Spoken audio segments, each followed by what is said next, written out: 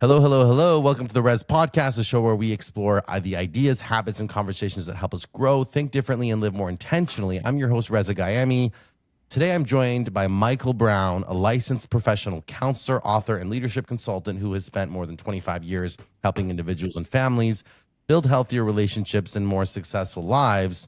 Michael, welcome to the Res Podcast. Ray, it's great to be with you. Pleasure. Thank you so much. Michael, I just wanted to first off get into the idea that what does a genuinely healthy romantic relationship look like to you overall? Yeah, great question. I think healthy relationships are made up of healthy individuals. So when an individual, loves themselves, values themselves, um, when they built certain amount of skills personally, then I think they're going to be able to be a part of a healthier relationship. So healthy relationships involve, effective communication. Obviously, there needs to be a certain amount of, connection and camaraderie there. And I would say, and this can take time, where trust is built, you know. And in order to do that, I think you need to have a certain baseline coming into the relationship where the individual, nobody's going to come in perfect, but come in with, some of these boxes checked. Beautiful. Okay. So people always say work on yourself, right? It's kind of like it's one of those gimmicky jargons, I would say. Sorry to go there, but what is the whole work on yourself thing? So does that mean that you got to pause dating while you work on yourself? Because look, Michael Brown, I'm always working on myself till the day I die. Yeah. So then what's your take on the whole idea that, oh, I'm not going to date now because I just got out of a bad relationship. I'm going to work on myself and then I'm going to date. In my opinion, I think you should work on yourself all the time. So Yeah. what's your take there? If somebody's like feeling a little bit lack of confidence or Yeah. you know what I Yeah, mean? I think work on ourselves is cliche Cliche is for the word I was looking for. Yeah. but but it's cliche for a reason. Okay, oftentimes cliches are cliche for a reason because there's a lot of fact and a lot of truth in it. But I think there are levels to it. Um, no, not everyone necessarily needs to pause dating. However, I think the results matter. So if somebody keeps running into certain things in relationships, and they realize that they're not in the healthiest space, it's okay to take a time out and say, you know what, um, before I keep running into these same issues, maybe I need to pause and do some internal work to look at our thoughts, our words, our actions, our reactions. So it's not that everybody needs to just completely pause dating. I don't know that it's a one size fits all type scenario. However, I think we can navigate this and judge a lot of this by the results that we seek. If we notice that if one person is the common denominator every time they date somebody else, that's worth looking at. To Mhm, say mhm. what's going on with me internally that I might keep running into in different relationships. So I think we can walk and chew gum at the same time. Sometimes we can better ourselves through the relationship as long as we're transparent and if we're willing to be self-aware and make the changes as we go. Like for example, if somebody's in a relationship and say, "Hey, you know what? I don't like when you talk to me that way." That doesn't mean they need to go on a sabbatical and go work on themselves. They may just need to change and adapt and adjust as they move forward. Beautiful. What's the number one pattern you see with folks that don't have good self-awareness, and how should they develop better self-awareness? Because if I want to, if I, you know what I mean? Do you think self-awareness is key when you're trying to Absolutely, work on yourself? Yeah. absolutely. The problem if there's a spiritual saying that says pride goes before destruction, right? And there's a healthy amount of pride that I think we should have in being able to say, we've accomplished certain things, we have certain skills. But if we're not self-aware, sometimes that there's a sense of there's nothing wrong with me, and we know there's a term in society that's used a lot nowadays called narcissism, right? Okay. And one of the most difficult problems about if you're working with somebody who has narcissistic tendencies is that there's nothing to work on. because everybody else is the problem, right? Yeah. Right. So narcissism in many ways, right, is the opposite of self-awareness. So we need to be able to say, you know what? I got some issues. You may have some issues. All God's children got some issues. But if we are willing to call out some things within ourselves, then that's less work that the other person has to do. And that requires a certain amount of humility and Yep. coachability. I often say, being right is oftentimes overrated. Getting things right is where it's at. And relationships can help us do that. It's the gymnasium where we can work some things out if we're willing and open enough to doing that work. Yep. Yep. Michael Brown. I don't know why I keep saying your last name. I Hey, apologize. it works, man. It works. Don't apologize. Michael, why do people repeatedly choose partners who aren't right for them? Wow, that's the $64,000 question there, Rez. You're not messing around tonight. That's good. That's good. I think some of it has to do with um, childhood. Sometimes it's what's been modeled to us. Um, some of it has to do with some of the work that we talked about earlier, right? That's not been done. For some people, it may be, they're a bit green when it comes to relationships, where we might come in with unrealistic expectations. Some people say, I just thought everybody was respectful, or I would never treat somebody like that. So when they get hit with that for the first time, right, that can be daunting. And a lot of people put on their project management hat, Rez, when it comes to relationships. I can change them or I can fix them. Mm-hmm. And only to realize, right, that I'd say the most lasting change is internal. Um, so I think if we come to a relationship and we haven't seen healthy relationships modeled in front of us, if we haven't, if we're not decisive enough when we see unhealthy, there needs to be a certain amount of decisiveness when we see unhealthy. And then if we put it out there and say, hey, I don't like how you talk to me or treat me, or if then you notice abusive tendencies, or destructive tendencies, is the other person willing to change? Are they willing to put the work in to make the change? If that other person's not willing to change, then sometimes that's when we just need to plan our exit strategy.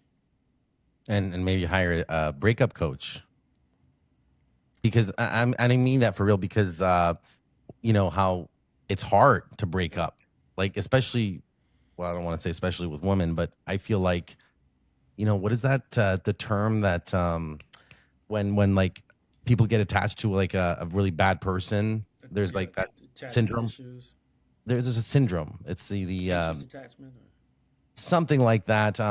But basically, yeah, codependency. codependency. Yep. Yeah, yeah, yeah. Um, It can yeah. be hard because these things can be complicated. It's Mm-hmm. not always a hero or a villain. Mm-hmm. Sometimes there's admirable qualities in that person, right? And we can get caught up in that cycle of make up to break up.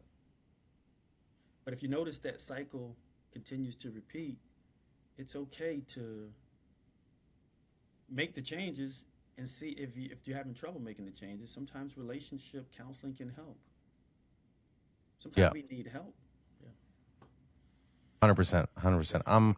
So I I'm wondering. So when dating someone new, let's talk about some red flags. Yeah. I love this idea. So what are some, because look, none of us are perfect. We're all imperfect creatures of God, That's right. right? Right. I think it takes a mature person to realize that, in my opinion. So, but what are some red flags that can't be ignored? What imperfections should we be more willing to accept, Michael? Yeah, one big one I would say is kindness. Um, People who are kind in nature, right? If you agree, are they people that are caring and compassionate? Um, two other things really stand out. One is compatibility.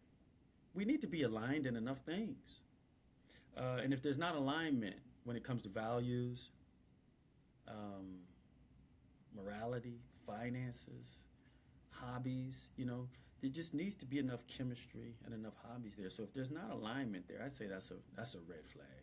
Wait. Let's double click a little bit on that, Yeah, because, like, for example, when you said values, yeah, so like from your 25 years of experience counseling people, yeah.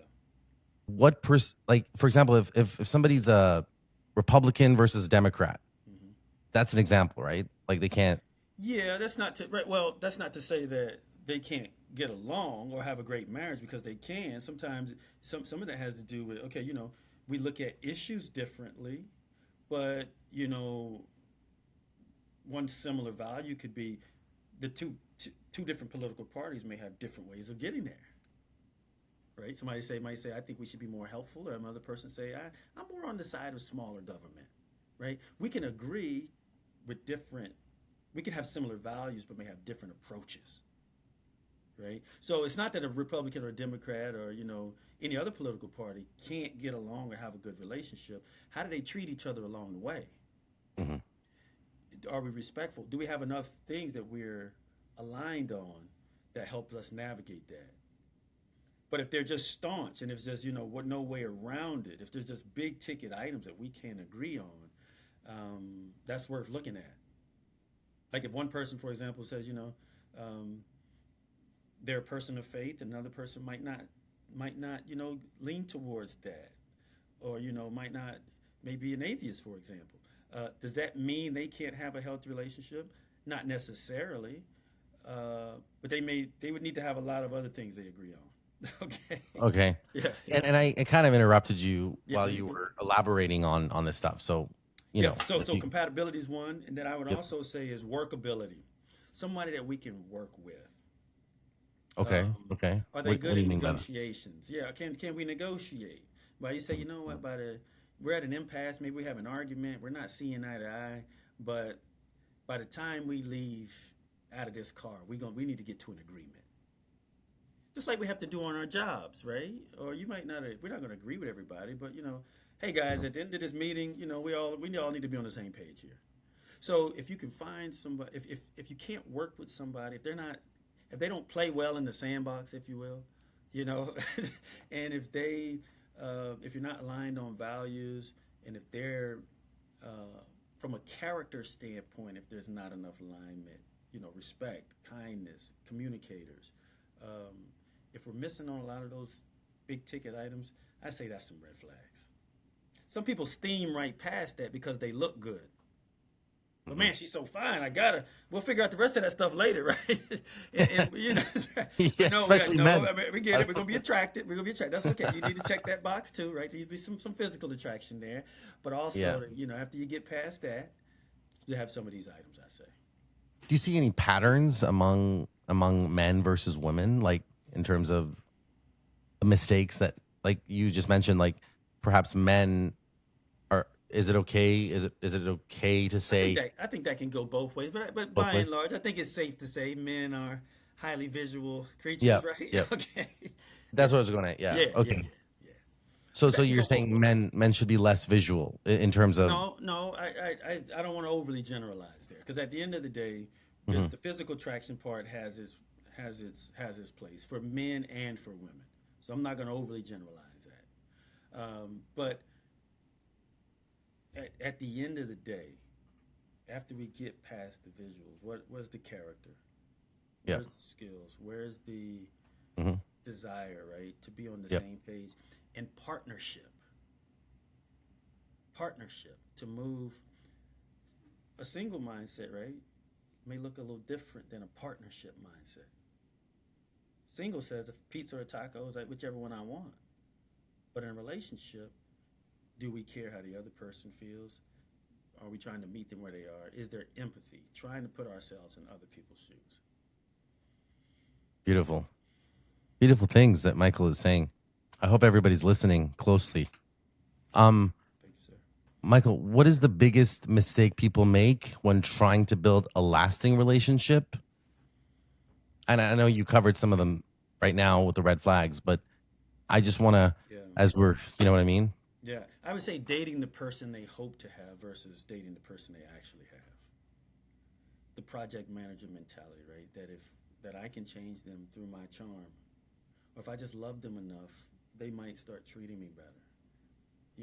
And those things can have an impact. We can love people and get, a good response, but much of change is internal. And I believe it was Maya Angelou who said, um, when people show you who they are, believe them. So some of it we just need to believe what we see, not just what we hope to see. And if the two don't line up, do you have somebody you can work with? And that's challenging, right? To form a partnership and change without losing who we are fundamentally. That's where the compatibility and the alignment needs to come into place. Some of that is just magical, right? You meet somebody and there's good chemistry and it just flows. I remember one of my clients told me that one time, Rez. She said, she was dating somebody new and she said, it's just not as hard work as it used to be.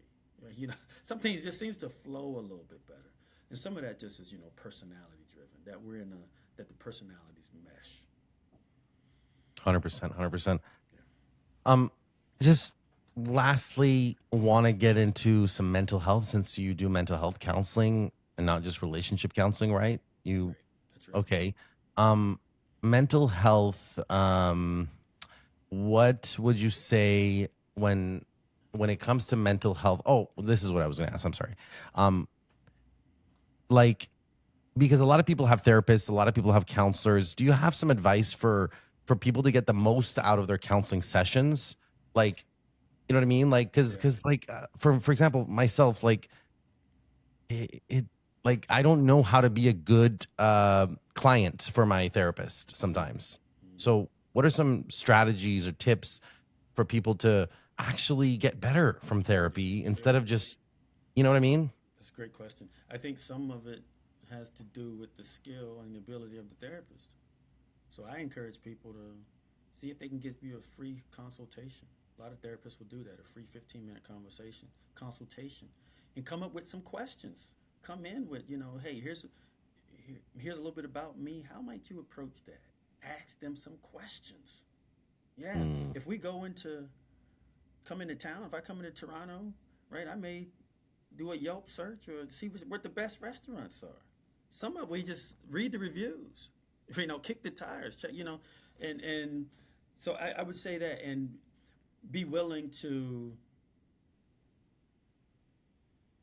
work on defensiveness. It's hard coming into therapy sometimes, hearing things about ourselves that might challenge us or push us. But if you find a therapist who is willing to work with you on that, who you believe has a good heart and is willing to help you get the results that you seek, it goes a long way. And that doesn't mean bad therapist. It doesn't mean necessarily bad client. Sometimes it's not the best fit, and that's okay too. Sometimes you have to get through and it's always cool, Red. Sometimes I'll meet people and they're like, you know what? You're my fourth or fifth therapist, but I didn't give up. I'm like, wow, man, that's cool. Like they didn't give up on the process because there wasn't mhm. the perfect fit. And oftentimes that client will tell me, I'll say, how was your previous experiences? Did you gain from it? And a lot of times they say yes. Sometimes it's seasonal, right? Where we may need different things in a therapist for whatever season we're in. But ultimately, the results matter. They need to help you reach your goals. I mean, there's no way around it. We need to, Yeah. yeah. So I'll leave it at that. Thank you. Yeah. Beautiful. Thank you so much. Very helpful for me to hear that. In terms of I just want to ask you one thing that's kind of been on my mind. I know we all maybe have some mental health, you know, going on. Challenges. Do Yeah. challenges. Do you are you in the camp or the camp that think or believes that or we should be open about our mental health to other people, or is that a private thing? So I Great know, for question. example, ADHD is like a cool thing. Like everybody has ADHD now. Not to sound insensitive, but when it comes to other mental health things like bipolar, or should people be open to that about sharing that, or is that heavy, or is that like, Great dude, question. that's heavy? You know what I Yeah. mean? Yeah. No, you know, well, I'll give you this example. So, in let's say group counseling, for example, right? Let's say I'm working with a group of people. And Rez, I may say to everyone, everything we say in here is confidential. Now, the truth of the matter is with this, but what I'll add to that is don't say anything that you might not feel comfortable with somebody else repeating. I can't guarantee confidentiality. So, a person who's transparent and is honest about their story and their testimony, and that's what they're about, that's their superpower in many ways. Yeah, to say, hey, look, this is my struggle, this is my challenge, this is how I'm learning, this is how I'm growing. With that being said, I think we also need to be mindful of who our audience is. You know, so Wait. Can you tell me yeah, what you mean by that? Yeah. meaning similar to the example I used in group counseling. Um, we can't. There's a spiritual teaching that says, "Don't give your pearls to swine." And what I take from that spiritual teaching is, not everybody can handle something that's valuable. So if you're sharing about yourself, I think there needs to be a certain amount of, right, trust that you would hope that you're just not sharing, telling all your business to somebody who might not be able to handle that well. Mm-hmm. Does that make sense? Yes. So sometimes we may need to, some people are just going to be more open and transparent than others. So there's not a one size fits all. That's just what they're about. And they need to stay in that lane. But there's also, I think we need to use discretion in what we share. Yes. And yeah, I'll leave it at that. So it's okay to Yes. also use discretion. Yeah. For sure. For sure. I think for me, it frees up a lot of mental RAM Yeah. if I'm honest with people, and if I'm, you know what I mean? It like, you know how people that are just like always worried about what other people think, Right. like they're always like in their head. Right. And so for me, it's not necessarily that I'm trying to be um unloading my problems to people by being open. It's more like just makes me liberated more. What's your And take on not that? only can it liberate you, it can liberate others. And for some people, Rez, that's their calling. That's their gift. Yeah. And it's not so much about discretion for them. Because they're like, you know what? I don't care who hears it. This is my story and I want to help people. And it's freeing. So, um, yeah, I get that. Yeah. Make sense then to you? Right. Yeah. But that's not going to be everybody's calling. No, no. That's not a one size fits all. But Yeah. every person that needs to tap into what they feel led and called to do. Okay. Yeah. Michael Brown, it's been a real pleasure to have you on. Now, I know Likewise. like you're a mental health counselor, relationship counselor.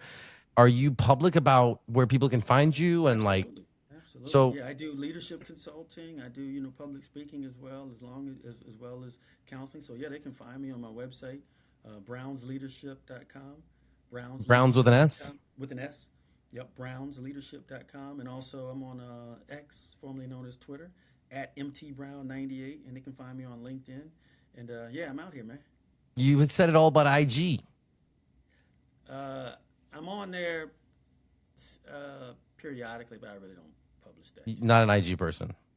I personally, but not Okay. professionally. I don't do too much of Oh, that. okay. Yeah. I see. I see. Just because if I make a clip, you don't want me to tag you on Oh no, no, no, IG. no. Yeah, I need to work on my. I got an IG account, but it's not counseling related. So I may need Got to it. get Got my it. own We'll personal. talk Yeah, I'm offline. all for it. We can talk about that. Yeah. And then what else was I gonna say? I'd love to have you on another show if you accept, and then we'll talk about some other things. But Michael Brown, thank you so much for you said so many things that I hope people listen to and walk away with and implement in their lives. It Awesome. was really a big pleasure to have you on the show. Thank you for having me, Rez. I appreciate you sharing this platform and for the work that you're doing, man. You're putting a lot of great content out here. Keep up the good work. Thank you so much, Michael. I'm gonna hit Yes, stop sir. on this.